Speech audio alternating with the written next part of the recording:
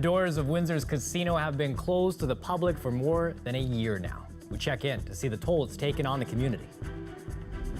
I think it's awesome for families, for young kids. These guys want to come back. A world of magic and whimsy, we take you to Lasalle's fairy forest, bringing joy to many and a bit of caution from some. A live look outside today. Notice the giant Canadian flag is back in play here on the riverfront. A sure sign that spring is back. Another, it's 18 degrees outside right now. Colette Kennedy with a look at this week's forecast tonight.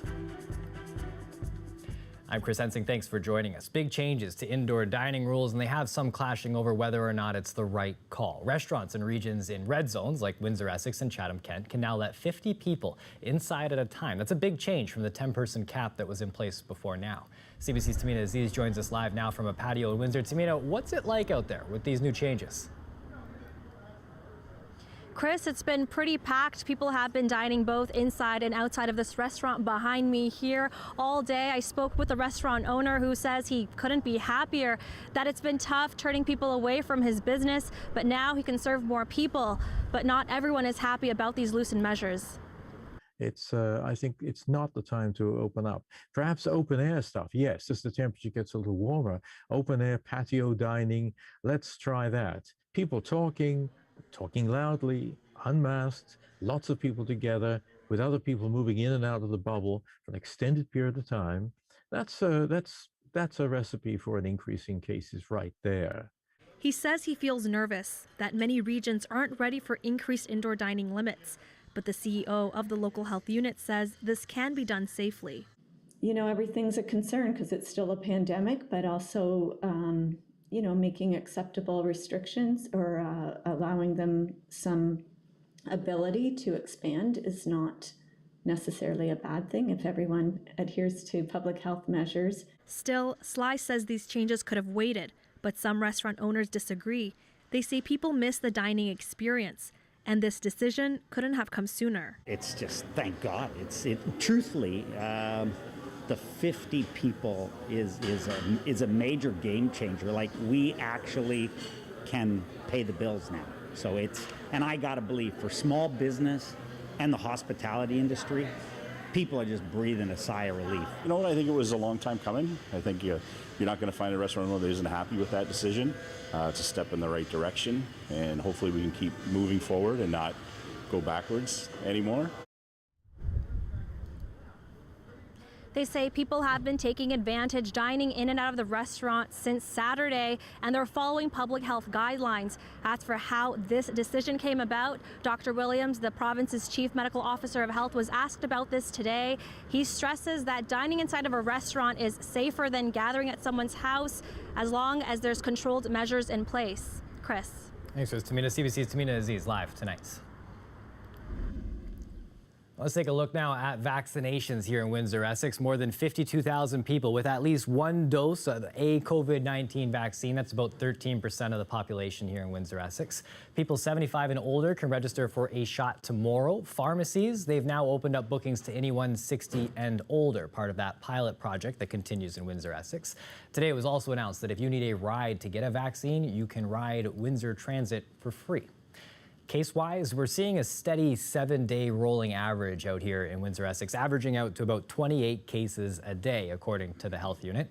There's also a slow and steady rise in cases that could be variants of concern. 2 confirmed cases of B117, but there's also 46 cases that have come back as preliminary positives for a variant of concern. A reminder that the more contagious variants of COVID-19 are in our community.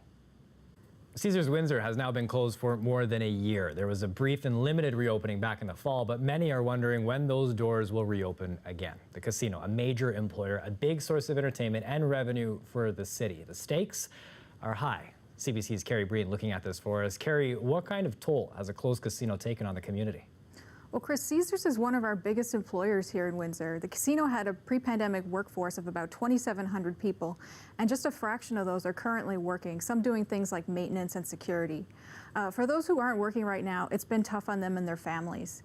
Unifor, the union that represents most of the employees, says that they're trying to help however they can. to give them out turkey dinners and let them know that we're thinking of them, and we're trying to push at every single level to get the restrictions open. Like, can you imagine we have a 10,000 person facility, and right now we're allowed 10 people in there. We need these restrictions to be opened up. We have a great plan in place at Caesars, and it's just devastating for the people.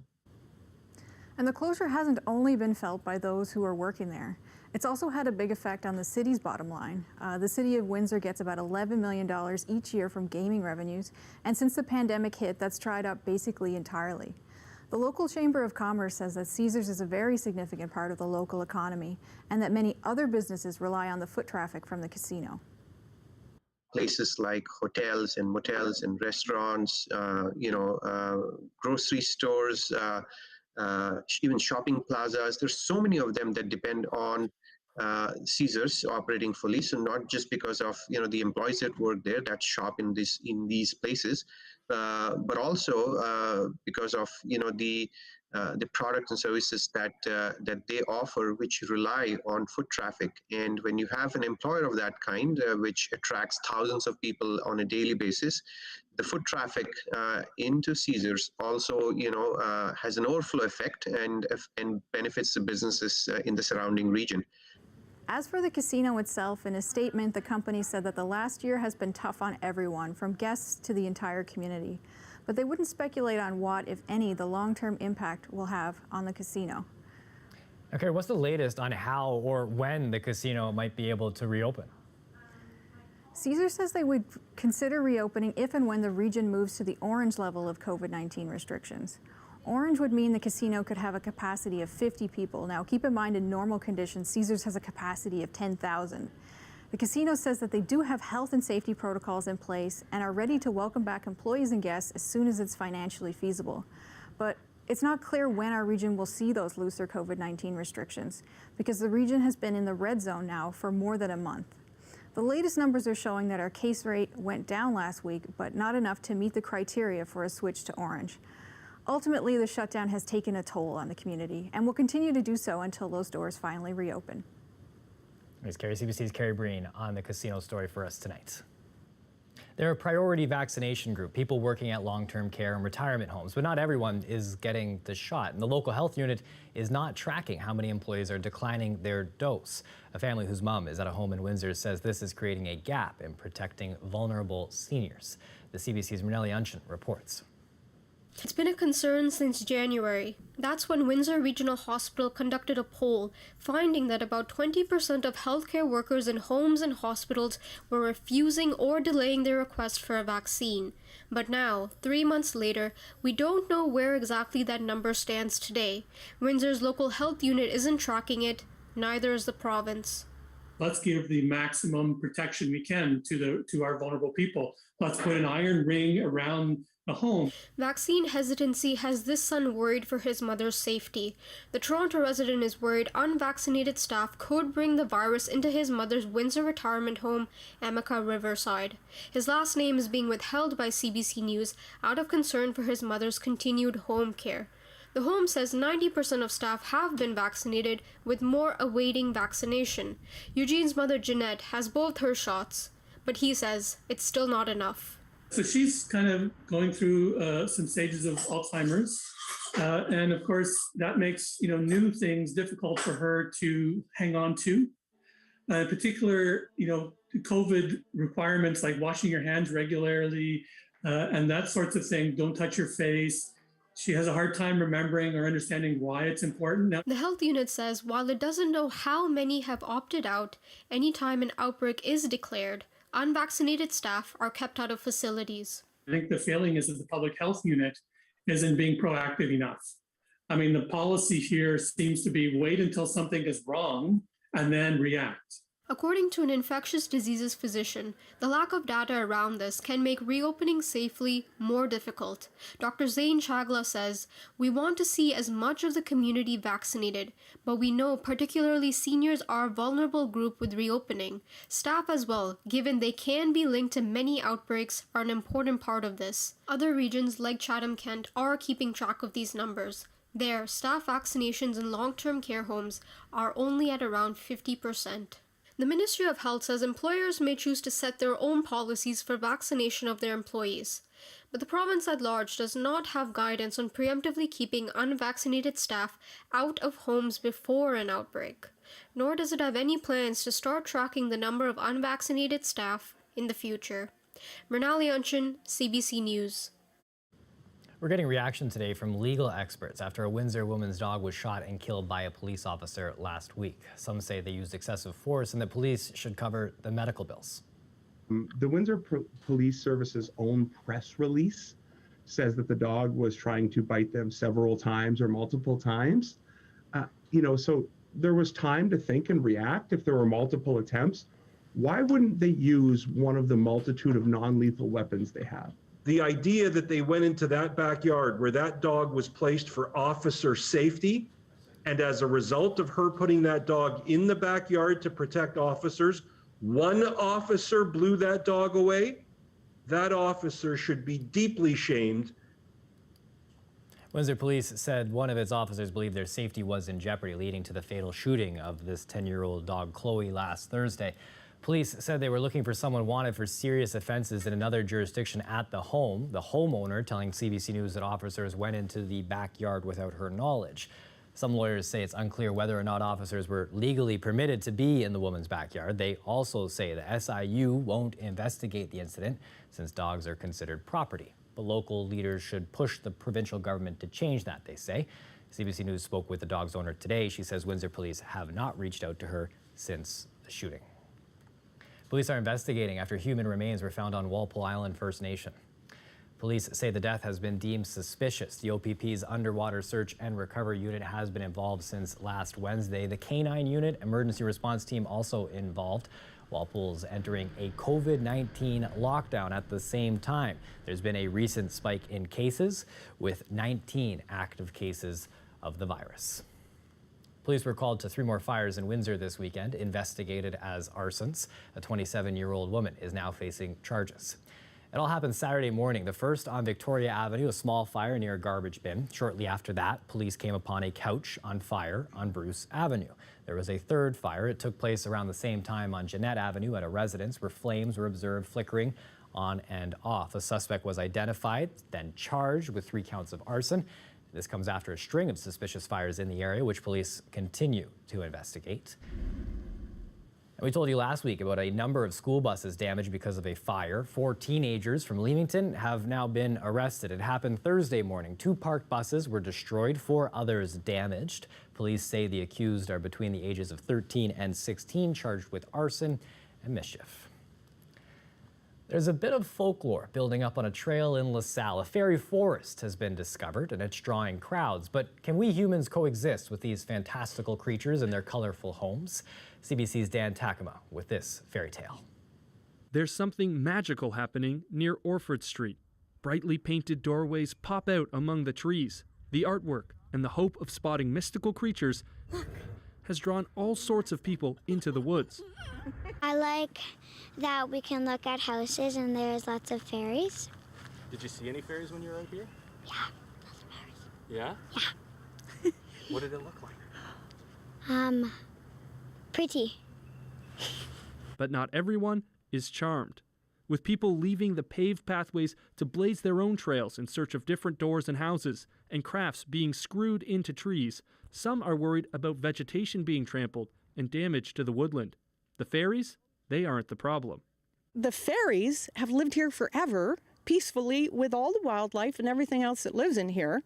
It's only when humans got involved, now it's this battle over should we have a fairy forest or should we have an actual forest where wildlife live? There's also concerns about people leaving little trinkets that could be swallowed up by wildlife.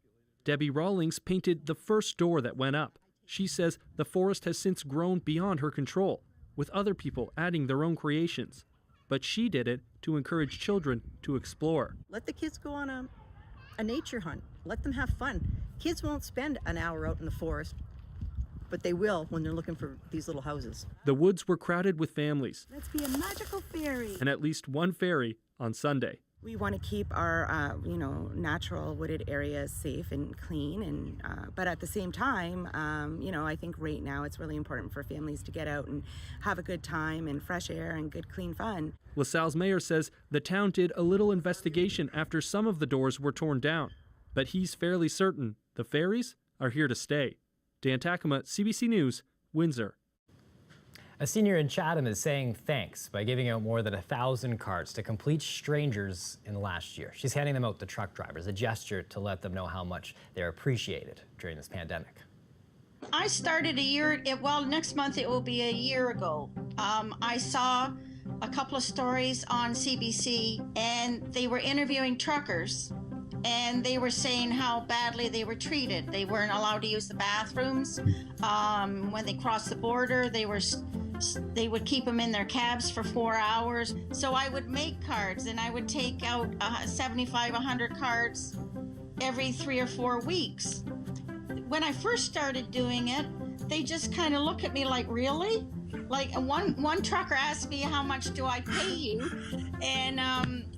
So it just was a shock. So when you say it's just for me to you as a senior, that we so appreciate you trucking all our goods to the stores. But people that know me just figure, well, that's Bev. They thought I was nuts. I'm sorry. I write the same thing. I put, thank you so much for bringing supplies to our stores, even though it is sometimes under harsh circumstances. Take care, stay safe, God's blessing on you always. Love, Beverly Parent, a very grateful senior. My husband and I do service to other people. I get more out of it handing them to the truckers than they get from me. Just a beautiful thing that Bev is doing there, as we see some people enjoying the Detroit River. Warm out there, really warm out there. Hardly any clouds in the sky on the weekend. Those sunsets were gorgeous. I wonder what it will look like tonight. Colette Kennedy probably has an idea. We'll ask her next.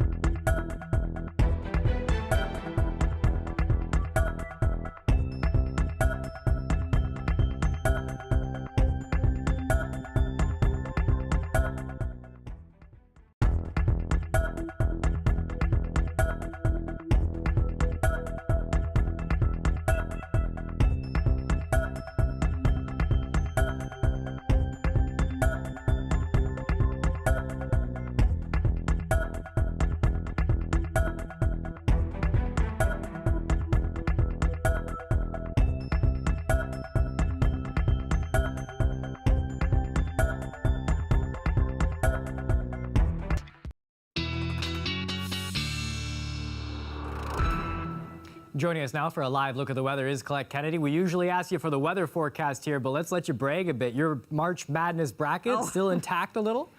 I'm not bragging. I mean, I guess nothing's really, like, it's not truly busted. I think till, you know, you don't have your Final Four together, but there's a lot of scribbling going on, Chris, through the Midwest, a lot of X's in the South. I have just one quadrant looking good. How are things going there with Not good. Not good, Colette. It's not good. We had a lot of hopes and a lot of teams that aren't on those brackets anymore, so we'll not worry about what happens next. Yeah, okay. It's always a Cinderella story, just I guess not necessarily for us, but that's okay. I'm glad somebody gets to have their moment with the March Madness. Hey, we're having our moment certainly with the weather that we're experiencing with beautiful conditions and temperatures above seasonal. So we stay dry as well through tomorrow. Some increasing cloudiness. That's on the way ahead of a system that's going to be moving in. Once it does, I'm not saying that midweek all the way through Friday it's going to be rain all the time, but we are going to see intermittent showers and then becoming steadier at times too into more of a rain. And temperatures, well, they stay above seasonal, and then we're closer. By the time we get to Friday, we're kind of closer to where we should be at this time of year, which by now, you know, things are getting pretty good here. Here's our current temperature. Speaking of good, 20 degrees. Chatham-Kent, you're still sitting there at 17 degrees as well. Can be certainly a little cooler near the lakeshore there with that flow coming in, but still those winds aren't terribly strong at this moment. These are the conditions we're experiencing. High pressure. It's a very broad ridge of high pressure from Atlantic Canada well into the mid-Atlantic of the U.S. and beyond, seeing dry conditions. The Texas low that's developing, though, that is what will be coming our way. So we stay dry through tomorrow. We'll see some of the clouds moving in, and then we'll start to see some intermittent showers beginning Wednesday morning, then filling in, and then later into the afternoon, we'll see a more significant line come through. We'll get a bit of a breather, and then the next one's going to come through as well. So that's why off and on through Friday, some wet conditions. Your lows tonight, pretty comfortable, 3 to 5 degrees. Highs are pretty comfortable too, upper teens for tomorrow.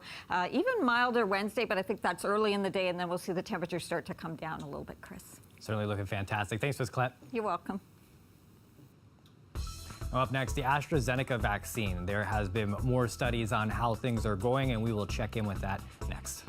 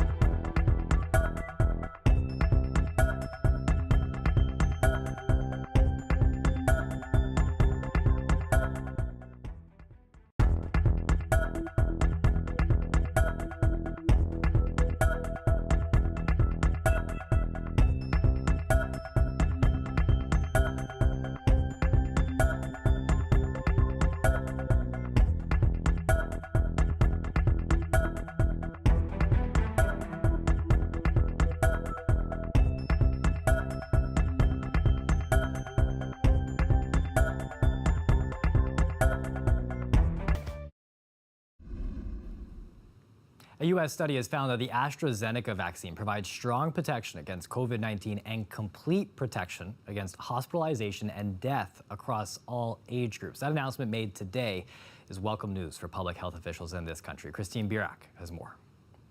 Interim results from AstraZeneca's large clinical trial in the United States are in, and they're better than expected.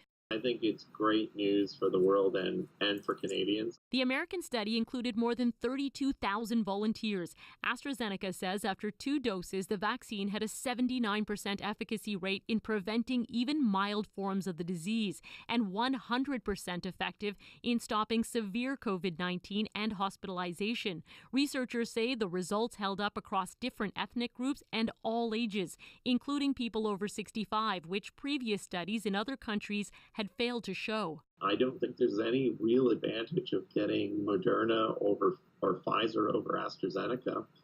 And it's good news that we have confirmation. Confirmation is exactly what Canada's National Advisory Committee on Immunization, or NACI, was looking for. Without that data, it prioritized Pfizer and Moderna's vaccines. Most seniors weren't even offered the AstraZeneca shot at first, and now many are hesitant about it. NACI now says it still wants to see all the data before updating its advice, but many are hoping that advice will be more clear moving forward. I think that the message needs to be very straightforward. AstraZeneca also says it found no risk of blood clots, nor did the U.S. study see a specific and rare type of blood clot in vessels near the brain identified in Europe. The European Medicines Agency has said the vaccine's benefits still outweigh its risks. I think it's wise to stop and check, but the idea that any of these vaccines are likely to be defective because of those problems, especially in those small numbers that have been reported, is ridiculous. Ontario announced it's planning to roll out the AstraZeneca vaccine in more pharmacies and doctors' offices. It is safe, it works, it prevents hospitalizations, and it saves people's lives. And so, yes, I actually am planning to receive the AstraZeneca vaccine, and I will do it in front of a camera. With infections rising, health officials are hoping this news will prompt more people to get any shot they're offered. Christine Burak, CBC News, Toronto. We end tonight with an immovable object. This seal here decided that the right place to get some sun was right in the middle of a highway on Prince Edward Island, estimated to weigh about 800 pounds or 360 kilograms. Trying to get that thing off of the road was not easy, as you can see. No respect for the law there. Now, this is actually a far away hike from the ocean. About 90 minutes there was in traffic, about a half a kilometer away from where it should be. And this is the 3rd time this month that a slippery suspect has been its way into this kind of an area, with the police out in full force trying to make sure that it gets back home safely. Now, experts say that record low ice levels are driving the animals onto the shore. That also looked like me at Point Pelee National Park this weekend, because those sunsets are absolutely gorgeous to take in. That's it for us here at CBC Windsor News. Don't forget, for more news, you can go on our website, cbc.ca/Windsor. You can check us out on Facebook, Instagram, and Twitter for more as well. The Rick Mercer Report, that's what's up next. Thanks for watching. Have a good night.